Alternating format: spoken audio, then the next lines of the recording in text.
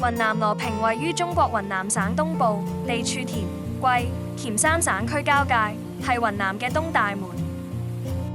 呢度以壯觀嘅油菜花海聞名，被譽為世界最大嘅天然花園。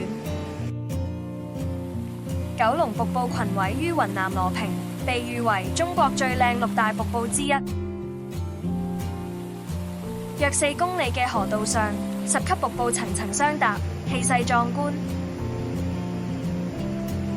其中最大嘅神龍瀑落差高達56米，寬逾8米，水聲如雷，水霧彌漫，壯觀無比。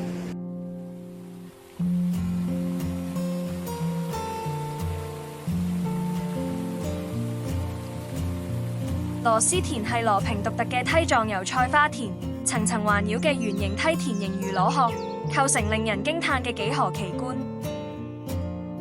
每年2到3月，呢度就化身成一片波瀾壯闊嘅金色海洋。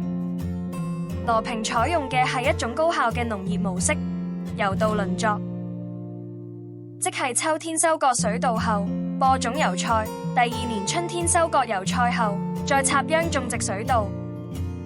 咁樣不僅充分利用咗土地，油菜嘅花同根莖仲能肥沃土壤，實現咗生態循環。油菜花同埋嗰啲奇形怪狀嘅沙岩混埋一齊，形成咗金雞蜂叢同螺絲田呢啲獨一無二嘅景觀。朝早霧未散嗰陣，日光穿過雲層照落花田度，真係靚到好似幅畫咁，唔怪之得咁多龍友專登去打卡啦。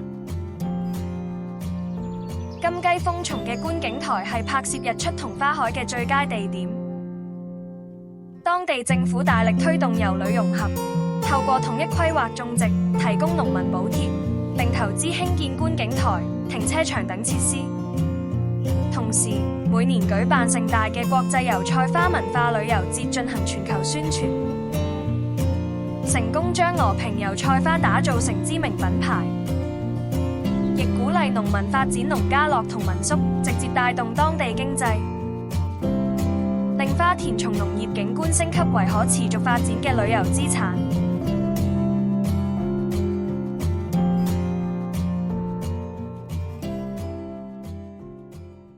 鍾意我哋嘅頻道，請按 Like 同 Subscribe，多謝。